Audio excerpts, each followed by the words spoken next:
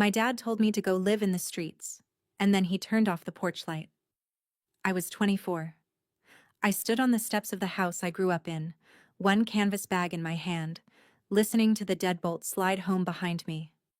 Rain was coming down sideways. "No daughter of mine throws her future in the dirt," he'd said. My mom watched from the window and did nothing. My sister smiled. They were all so sure they knew exactly who I was. The useless one, the failure, the embarrassment of the Faulkner name. They spent the next 10 years telling that story to anyone in Hartwell who would listen. But here's what none of them knew about those 10 years, and what I did 3 weeks after my father finally called me again, not knowing who he was really calling. Welcome back to Calm Drama Stories, where we sit with the quiet women who got underestimated, and we stay for the moment the whole room finally goes silent. If a story ever feels like it could be your own, that's exactly why you're here, and you're not alone in it. So settle in, drop a comment if this one hits home, and be sure to subscribe. Let me take you back to the dinner that started all of it. I was 24 and 3 weeks out of graduate school, which is a polite way of saying I had just walked away from it. I'd been studying to become an architect, the respectable, framed diploma kind my parents could brag about at church. Then a contractor I'd interned with offered me a beat-up Victorian and a question. Could I bring it back to life and sell it? I said yes, before he finished asking. I saw the whole thing in my head, room by room, like the house was already telling me what it wanted to be. To my father, I had thrown away a future for a pile of rotted siding. He said it at the dinner table, fork down, voice flat. "You had a real path. Now you want to dig in the dirt like a day laborer." My mother nodded along, the way she always did. Across the table sat Vanessa, my older sister, the one with the law school plans and the Pruitt engagement ring, glowing like she'd been told to. "Not everyone's built for ambition, Addie," she said, soft as a knife. I didn't argue. I had learned a long time ago that arguing with my family was like pushing on a locked door. What none of them understood was that I hadn't quit anything. I had finally seen something they couldn't. The question wasn't whether I would fail. The question was why they were all so desperate for me too. You have to understand what the Faulkner name meant in Hartwell. My father, Gerald, was the man who developed half the new streets on the east side. The strip mall, the office park, the gated cul-de-sac with the fountain nobody asked for. Those were his. People shook his hand at the diner. The house we lived in had a circular driveway and a chandelier in the foyer. My mother dusted herself so the cleaning lady wouldn't chip it. Carol Faulkner had spent 30 years building the appearance of a woman who had married well, and she defended that appearance like it was the last room in a burning building. My parents threw dinner parties where the wine was expensive and the conversation was a performance. That spring there was one for Vanessa's engagement, the backyard strung with lights, a band, a tent. I remember standing near the bar when the house phone rang and my father stepped away to take it. I was close enough to hear the tone, not the words. Whoever was on the line was not calling to congratulate anyone. My father's jaw went tight, his knuckles white around the receiver, and then he laughed too loudly and said, "We'll square it Monday, no trouble at all." He hung up, fixed his smile back on, and walked into the lights like nothing had happened. I was the only one watching. At 24, I filed it away as none of my business. I had no idea I had just heard the first crack in a foundation that had been quietly rotting for years. The night they put me out came 2 weeks later. I'd signed the papers on the Victorian. I'd used the small inheritance my grandmother slipped me, and a loan I'd talked a credit union into. And I had told my parents because I was foolish enough to think they might, for once, be proud. My father stood up from his chair so fast it scraped the floor. "You took out a loan? Against what? Your good name?" He said the Faulkner name didn't beg for scraps. He said I was making the family a joke. And then he said the thing I would carry for 10 years. "If you want to live like you've got nothing, then go. Go live in the streets." I waited for my mother to speak. She had a way of smoothing things, of pulling him back from the edge. She opened her mouth. She even reached toward the hallway table where I would later learn she'd tucked an envelope of cash, her own quiet apology. My father saw her hand move and said her name once, Sharp, and she stopped. The envelope stayed where it was. I packed one bag. The rain had started. I stepped onto the porch, and behind me I heard the deadbolt. And then the porch light went dark, and I stood there in the wet dark of the only home I'd ever known, locked out of it. I did not cry on those steps. I'm not telling you that to sound strong. I'm telling you because something in me had already gone very calm, the way a house goes quiet right before you finally start tearing out everything that was rotten. Vanessa followed me out to the gate. For one stupid second, I thought she'd come to stop me. She'd come to make sure I left. "Don't make a scene at the wedding," she said, arms crossed against the cold. "Mom's already stressed." I told her I hadn't been invited to make a scene anywhere. That's when she said it, the line that would echo in my head for a decade. "You're not a real Faulkner. Real Faulkners don't dig in the dirt." She said it the way you'd state the weather. Then she turned to go back inside. And here's the part she didn't know I saw. She stopped at the foot of the steps and looked up at that big bright house with something that wasn't triumph at all. It was fear. Her shoulders were up around her ears.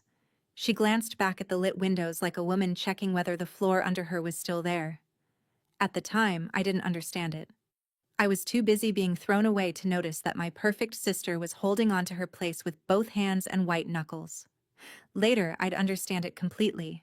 Vanessa wasn't cruel because she was strong. She was cruel because she was terrified of being where I was standing. She had married the Pruitt name and the Pruitt lifestyle, and she had no idea yet how thin the ice under all of it really was. I got in my car. I drove 2 hours through the rain to a city called Calderon, where I knew exactly one person and owned exactly one rotted Victorian, and I started. For the first 8 months, I slept in the workshop behind the Victorian on a cot, with a space heater and my grandmother's old quilt. I learned to do the work with my own hands so I'd know when a crew was lying to me. I framed, I sanded, I priced lumber until I dreamed in board feet. The Victorian sold for almost double what I'd paid, and the credit union loved me after that. I took the profit and bought 2 more houses, then 4. But the thing that changed everything wasn't a house. It was a woman named Ruth. She hired me to make her late husband's home livable so she could stay in it instead of going to a facility she couldn't afford and didn't want. She was 81, sharp as a tack, and she reminded me so much of my grandmother that I almost cried in her kitchen. While I widened her doorways and lowered her counters, Ruth told me about her friends, all of them facing the same impossible math. Too much house, too little money, and nowhere decent to go. That was the night the real idea arrived. Not flipping houses. Building places where people like Ruth, like my grandmother, could live with dignity and not go broke doing it. Affordable senior housing, restored and run right. I wrote it on the back of a paint can label and pinned it over the cot.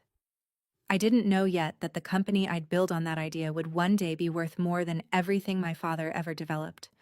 I just knew, standing in Ruth's kitchen, that I had finally found the thing worth digging in the dirt for. There was exactly one person in my family who called me that first year. My grandmother, Maureen. My mother's mother, 84 then, with a voice like gravel and gospel. She called every Sunday. She never once asked me to come home, never once told me to apologize to my father. She just asked what I was building. When I told her about Ruth, about the idea, she went quiet for a long moment. Then she said, "Build something that keeps people warm, Addie. That's the only kind of rich that holds." A week later, an envelope arrived with $2,000 in it, her own savings, in 10s and 20s that smelled like her purse. I called to refuse it. She told me not to insult her. So I kept that envelope in a drawer and didn't spend a dollar of it for over a year, because some money isn't for spending. It's for remembering whose hands it came from. On one of those Sunday calls, near the end of the year, she said something I didn't think much about then. "The land my daddy left me," she said. "The 40 acres out past Hartwell. That's going where it belongs. I've seen to it." in writing. I told her not to talk like she was going anywhere. She laughed her gravel laugh and changed the subject. I should have listened harder, because that piece of land, and the letter she sealed in a steel box, would turn out to be the hinge the whole thing swung on. But that was years away. Back then, it was just my grandmother's voice on a Sunday, telling me to keep people warm. I kept my grandmother's $2,000 in that drawer for a full year before I understood why. Some of you already know exactly why. If a quiet promise to yourself ever carried you through a hard season, tell me about it down in the comments. And stay with me, because Hartwell was not done with me yet. 4 years passed. Faulkner and Vale Restoration. Vale was Ruth's late husband's name, and I put it on the door because she cried when I asked. Had 30 employees and a waiting list. We'd opened 2 senior communities and broken ground on a third. And I did something on purpose that most people found strange. I stayed invisible. No social media. No newspaper profiles. No mention of my last name where it might travel the 2 hours back to Hartwell. I told myself it was humility. The truth was harder. I didn't want my father to be proud of money. I wanted him to have been wrong about me. And there's a difference. And the difference is the whole story. So I built in the quiet. The only loose thread from my old life was a bank account.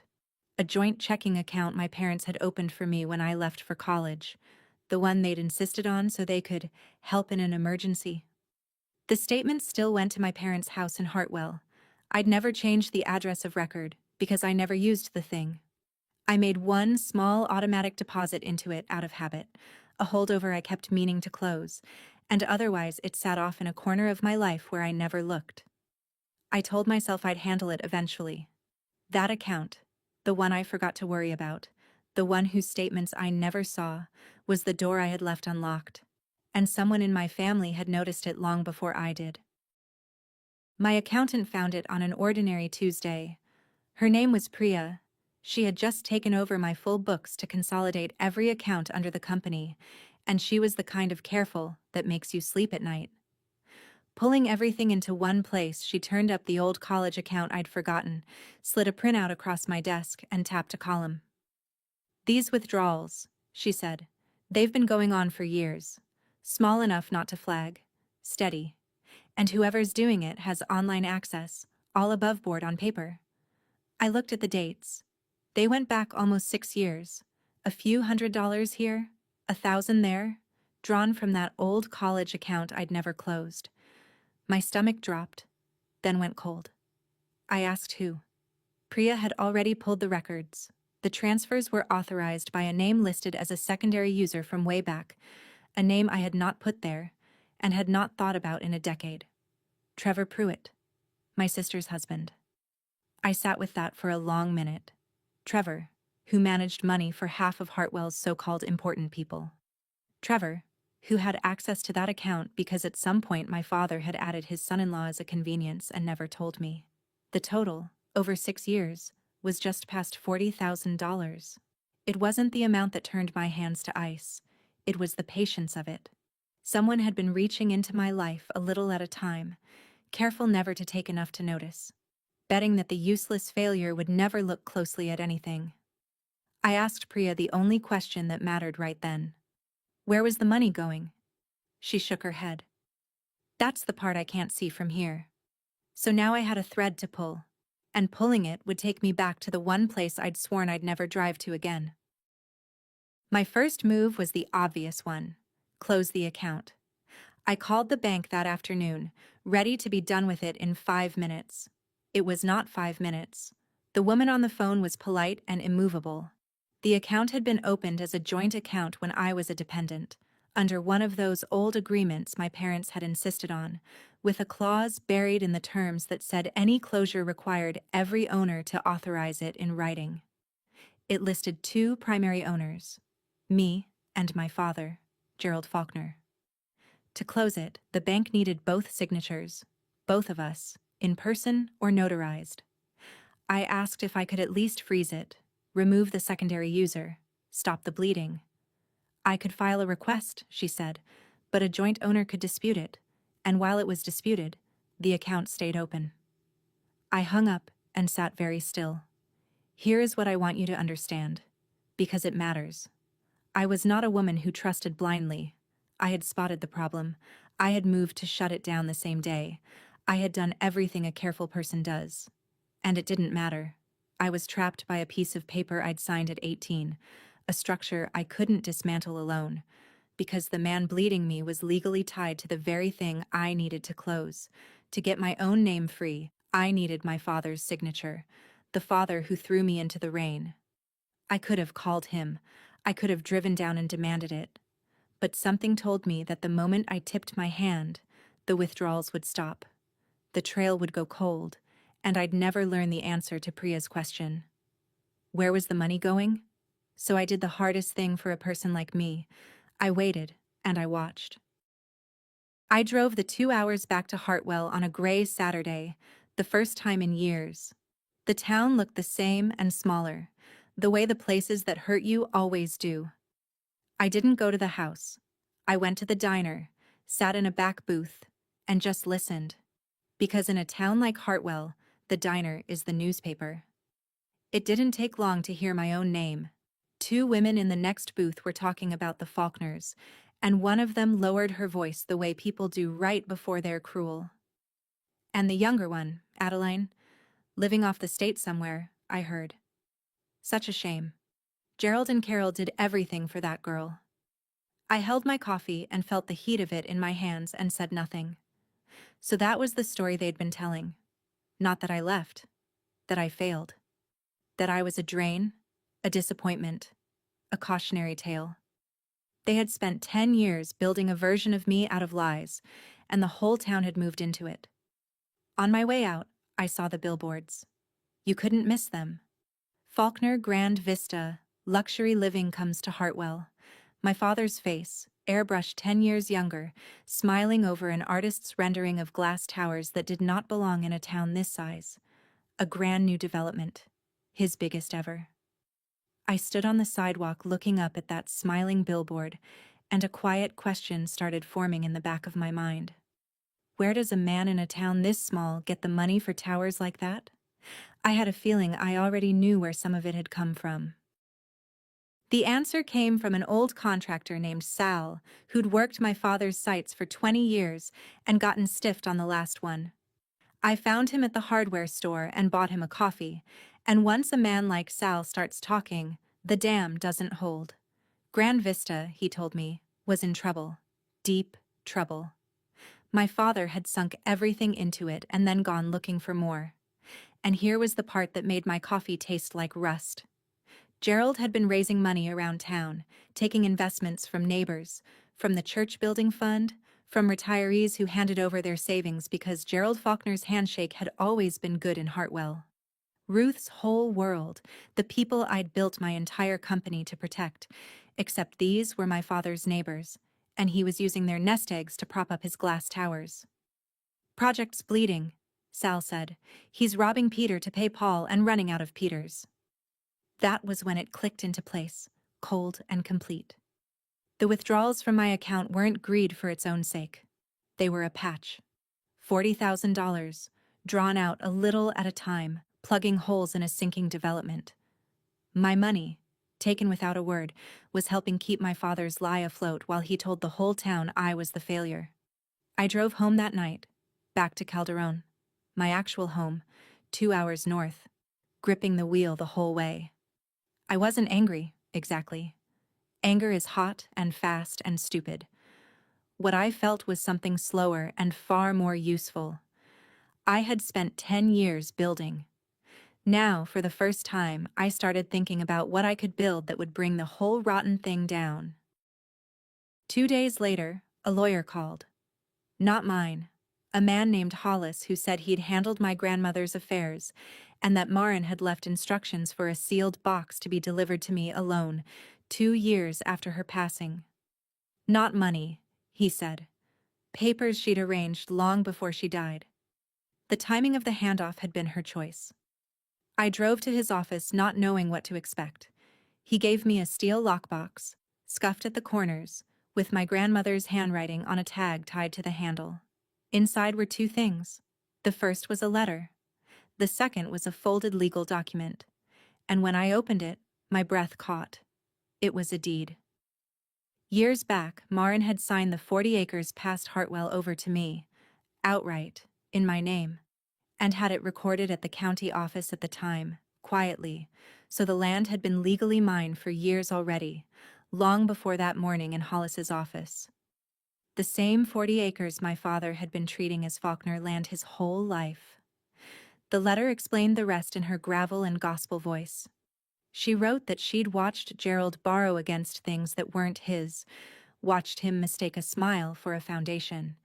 She wrote that she'd moved the land out of the old family trust and into my name alone years earlier, and recorded the transfer without telling a soul, because, she said, "You are the only one who builds instead of borrows."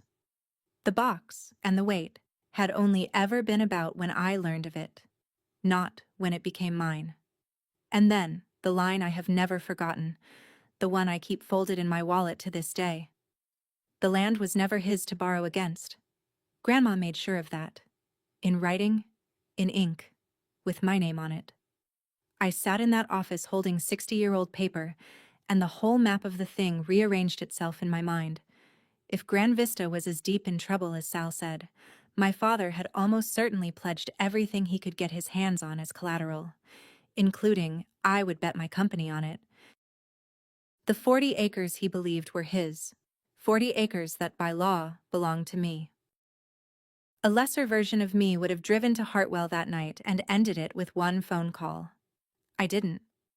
I called my lawyers instead, the good ones, and I asked them to teach me exactly how a development like Grand Vista dies. They walked me through it.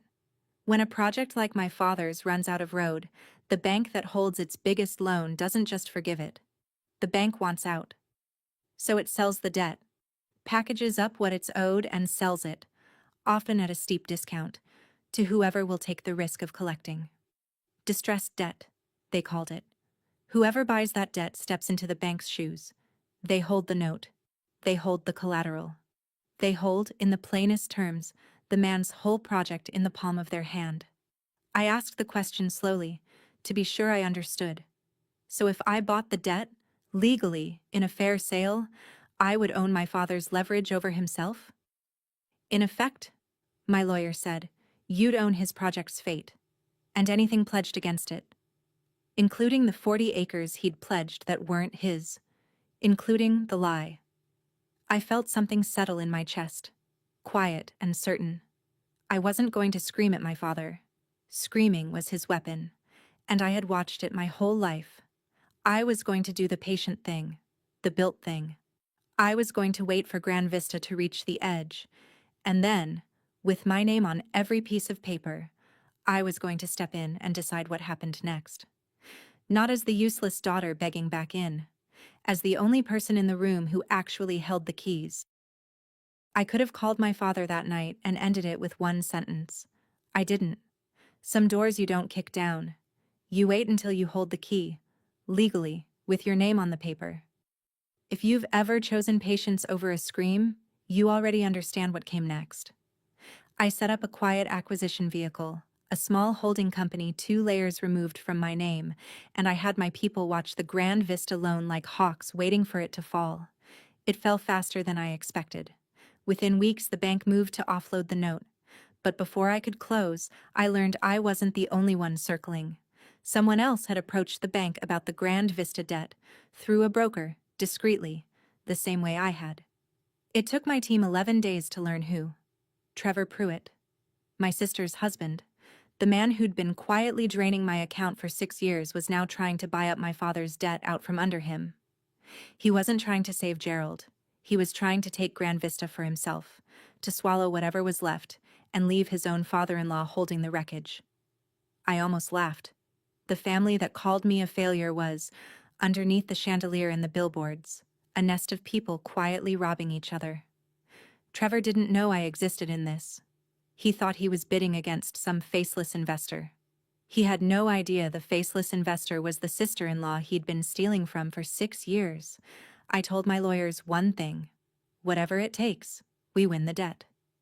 Then I sat back and let two people who had spent a decade underestimating me bid against the very thing they'd thrown away. Gran Vista started missing deadlines the whole town could see. The cranes stopped moving. The model unit's lights went dark. And in Hartwell, when a project stalls, the people who put their savings into it start to panic. I heard it through Sal, then through Ruth's network, which somehow stretched all the way down to Hartwell. Retirees talk to retirees. An elderly couple who'd invested their entire retirement were calling my father's office and getting no answer. A widow from the church was telling anyone who'd listen that Gerald had promised her 10% and she couldn't reach him. My father's response to a town starting to doubt him was exactly what you'd expect from a man who'd built his whole life on appearances. He threw an event. A fundraiser, he called it. A Save Grand Vista Gala at the Hartwell Community Hall, where he would reassure his investors that everything was fine, that a major partner was about to step in and rescue the project, that their money was safe. He sent gilded invitations to the whole town. Vanessa was helping him plan it, of course, smiling for the cameras, the perfect daughter shoring up the perfect family. I imagine she said something like it to one of the investors, the line she'd built her life on. Real Faulkners take care of their own. I read about the gala in an online notice and felt the pieces locked together. My father was going to stand in front of the whole town and promise that a mysterious savior was coming to rescue Grand Vista. He was right that someone was coming. He just had no idea who. The sale closed on a Thursday morning. I was in my office in Calderon when my lawyer called to say it was done. We had won the Grand Vista note, outbid Trevor's broker by a margin that wasn't even close, because Trevor was gambling with money he'd skimmed, and I was building with money I'd earned. Distressed debt never trades for what it says on paper. The bank wanted out so badly it let the note go for a fraction of its face value, and 10 years of running a $15 million company had left me with the reserves and the credit line to cover that fraction without losing sleep. My holding company now owned my father's largest loan and every asset pledged against it.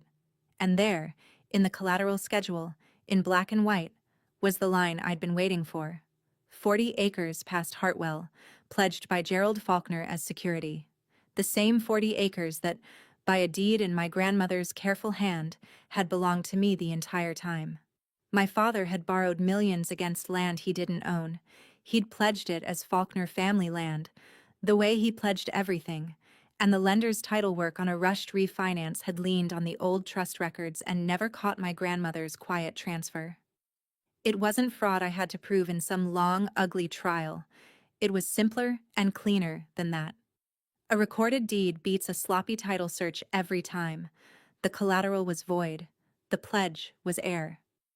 Which meant the bank's loan, now my loan, had been propped up on a foundation that didn't exist. And I was the one who'd known it all along. I sat there holding the closing documents and thought about the porch light going dark. I thought about the deadbolt. I thought about 10 years of being the family failure while these people quietly stripped everything they could from anyone within reach, including me, including their own neighbors. I had the note. I had the deed. I had the truth. The only thing left to decide was where to set it all down, and I knew exactly where. In 3 days, the whole town would be in one room, waiting for my father to introduce his mystery savior. I bought a plain dark dress and had my lawyer print 3 copies of everything. 2 days before the gala, my phone rang with a number I hadn't seen in 10 years. Vanessa. I let it ring twice, then answered. She didn't apologize. She didn't ask how I was. My perfect sister, after a decade of silence, called to ask me for money. I know things got weird between us, she said, breezy, like we'd missed a brunch. But you're family, and family helps family. Trevor and I just hit a rough patch. Cash flow. I figured you might have a little saved up from your projects. The condescension in that pause could have stripped paint. I asked her carefully, what kind of rough patch? And here is where Vanessa, who had never once imagined I might be paying attention, told me something she didn't know she was telling. She started complaining about Trevor, how he'd been moving family money around for years to keep them afloat, how she'd assumed it was all above board. Some account Dad set up. Savings. Whatever. She said it like it was nothing. Like the $40,000 siphoned out of my life was just loose change in a family drawer she was entitled to. So Vanessa thought the money Trevor stole from me was the family's to spend. She had been living on it. The dinners, the clothes, the appearances, without ever knowing or caring where it came from. I almost felt sorry for her. Almost. She was a woman who'd been handed a script at birth and was now realizing the show had no money behind it. I told her I'd think about the loan.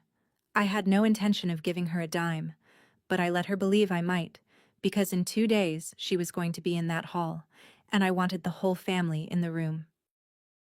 The night before the gala, my mother called. That surprised me more than Vanessa had.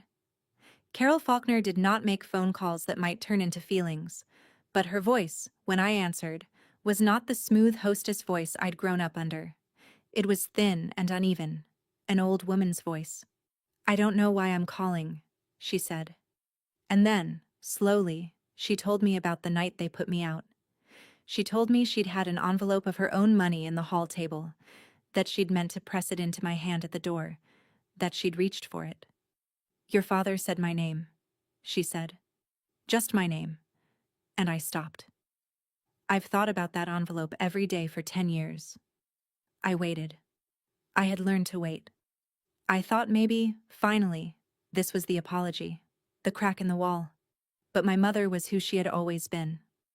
After the silence, she gathered herself, and the hostess came back into her voice, and she said, "Your father did what he thought was right.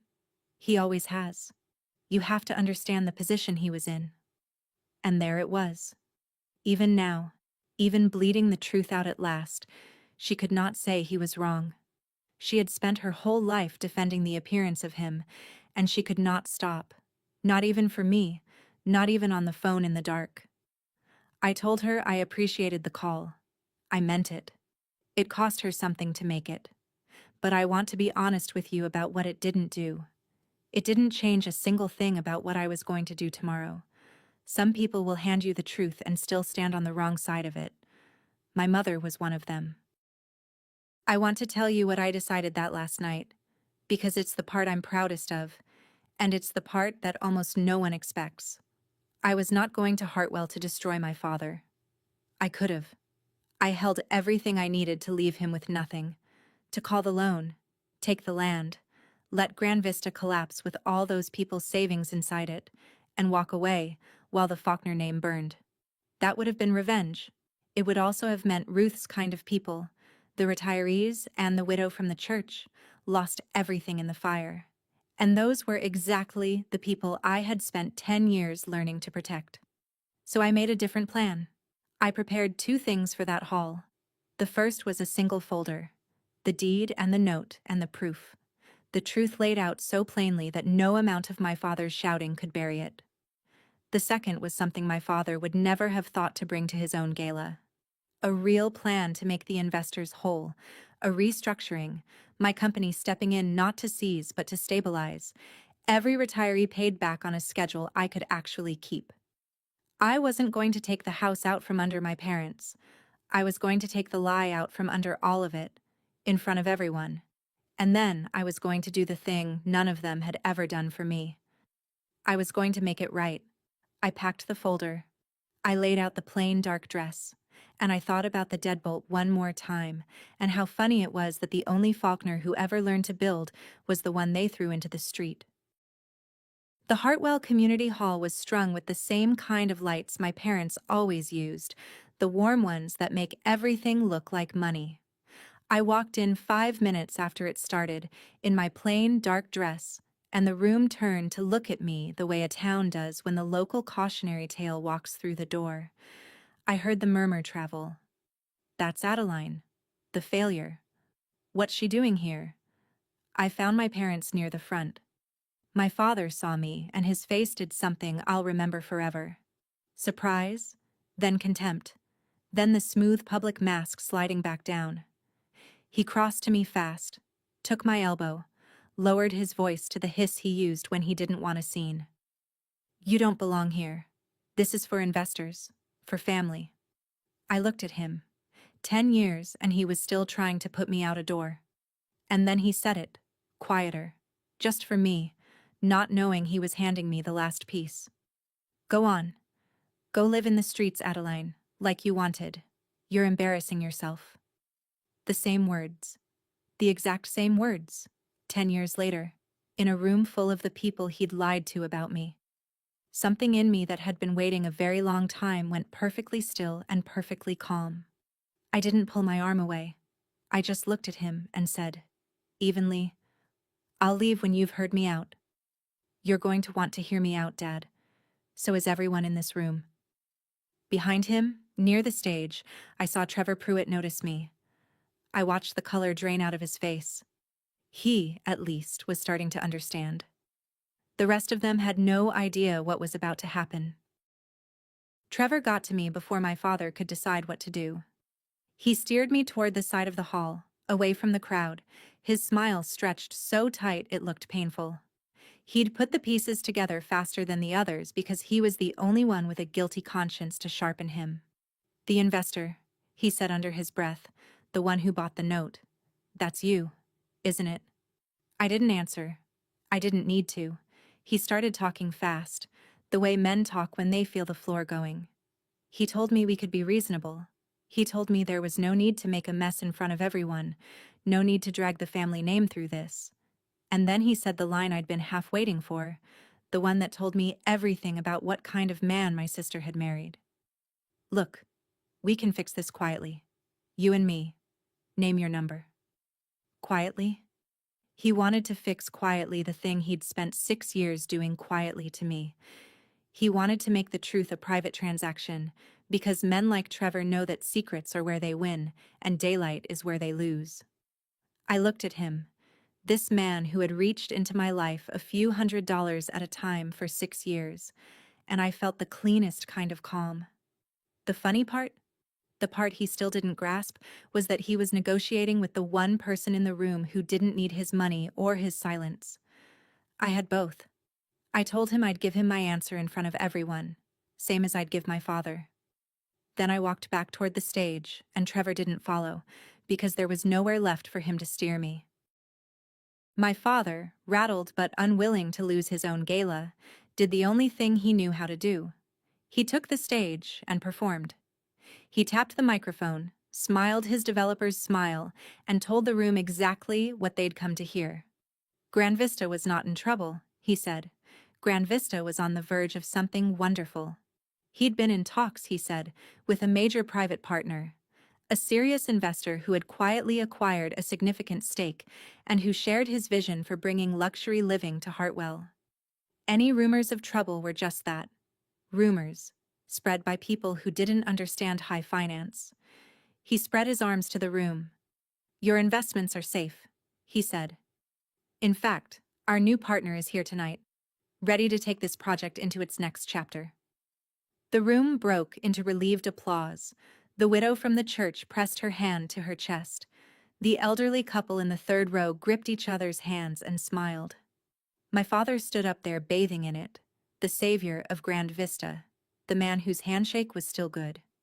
He turned toward the side of the stage to gesture grandly at the mysterious partner he'd been promising. He fully expected some out-of-town money man in a sharp suit to walk out and shake his hand.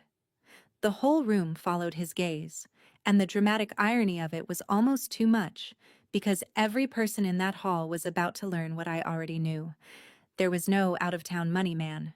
The new partner, the one who'd bought the note, the one who held Grand Vista in the palm of her hand, was the daughter Gerald Faulkner had spent 10 years calling a failure. I stood up.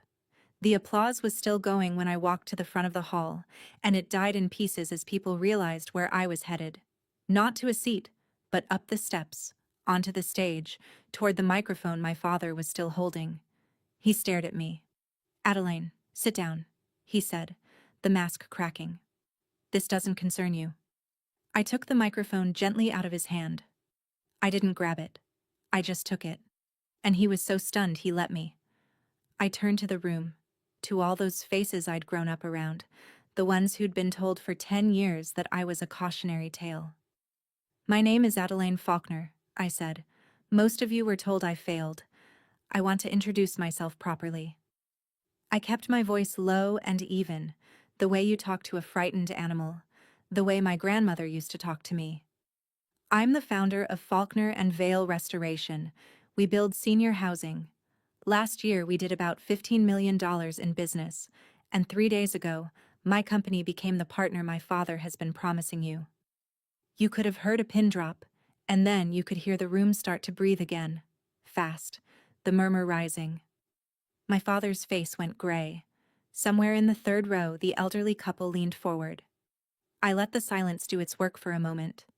Because here is the thing I understood that none of them did. The mysterious savior Gerald had invented to calm the room was real. He just couldn't have imagined that the person he'd been describing, serious, successful, holding the whole project's fate, was the child he'd locked out in the rain. He had spent 10 years telling a story about me. And now, in front of everyone he'd told it to, the story was correcting itself, line by line. My father found his voice, and it came out exactly as I knew it would. Loud. He grabbed for the microphone and missed, and then he stopped pretending there was a room at all. You think you can come in here and humiliate me after everything this family gave you? You ungrateful, scheming? He was shouting now, spit flying, the developer's smile gone, the whole town watching the real Gerald Faulkner for the first time. I didn't raise my voice. I didn't have to. I set my folder on the podium and opened it, calm as a Sunday, and I let him burn himself out. When he paused for breath, I spoke into the quiet he'd left. Everything the family gave me, I repeated. Let's talk about that. I held up the first page.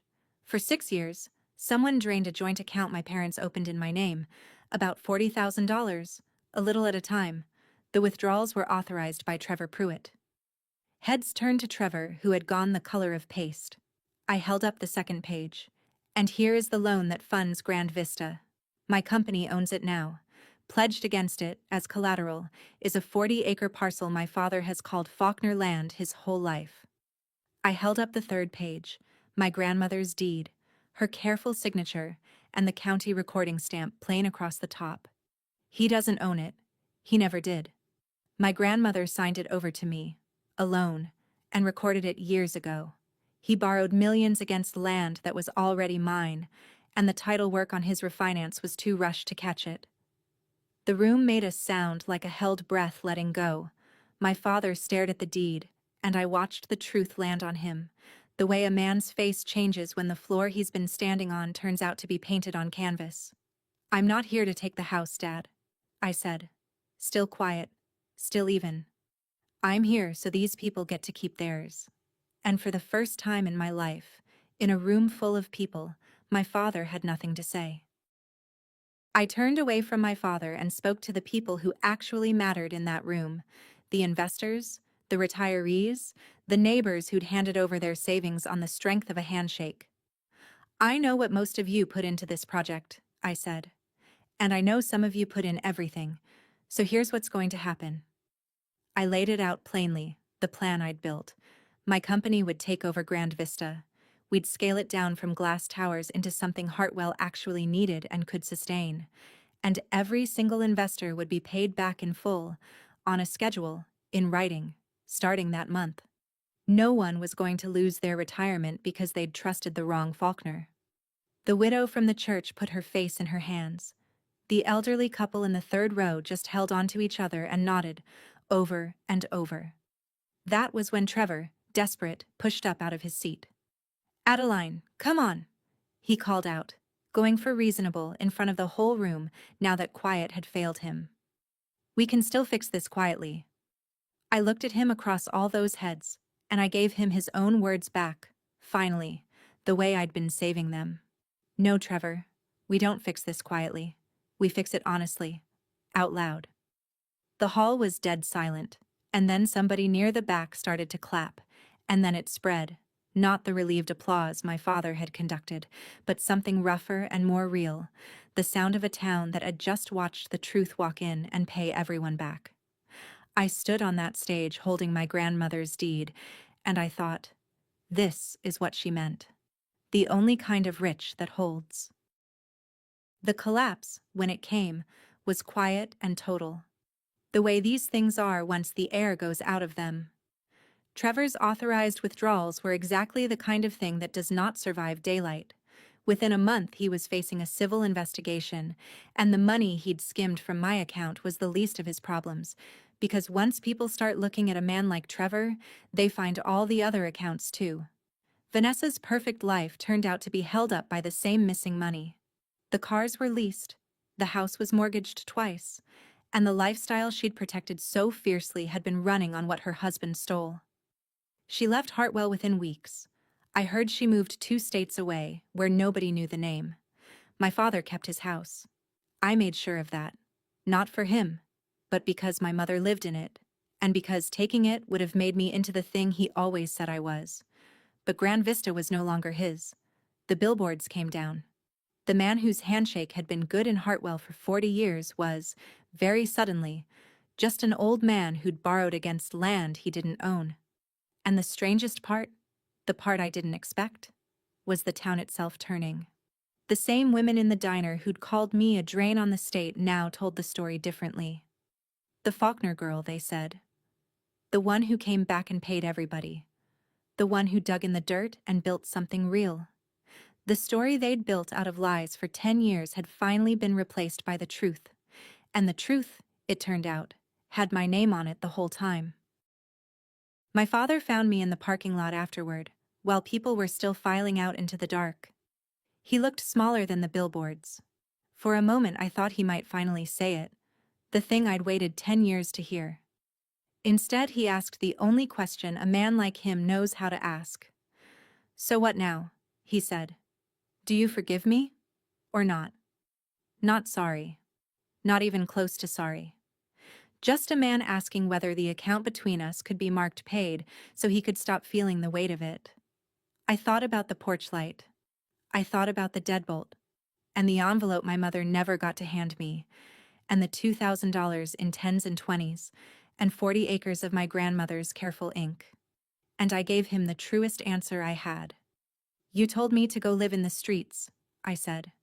"So I went, and I built homes on them." I didn't say it to wound him.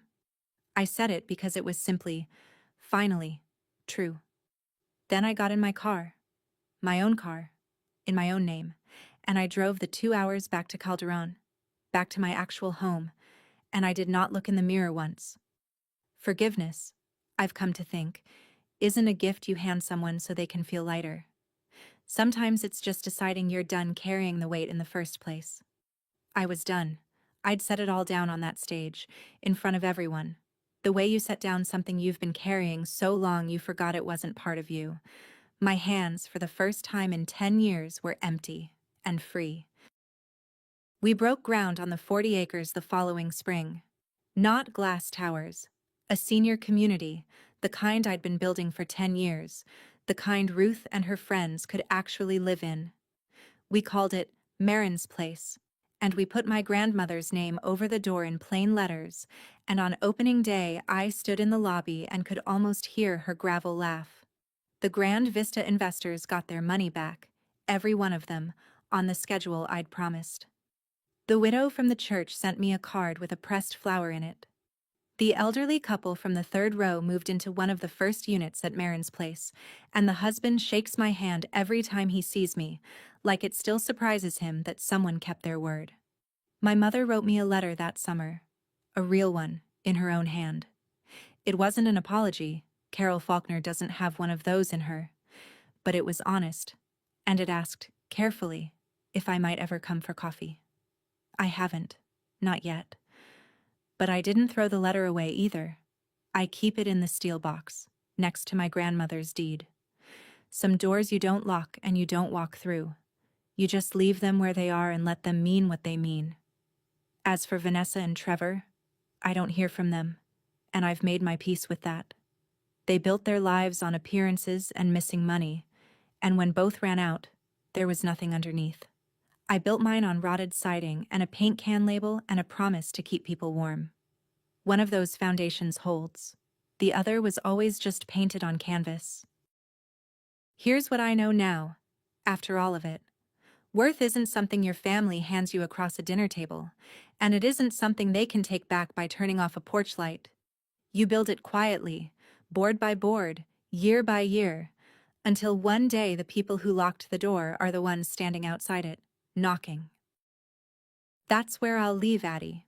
Keys in her pocket, porch light on, this time by her own hand. A locked door at 24. A signed deed at 34. A grandmother's $2,000 that started it all. If someone ever underestimated the quiet one in your family, share this story with her tonight. Tell me her name in the comments, and subscribe to Calm Drama Stories, because the next quiet woman is just getting started.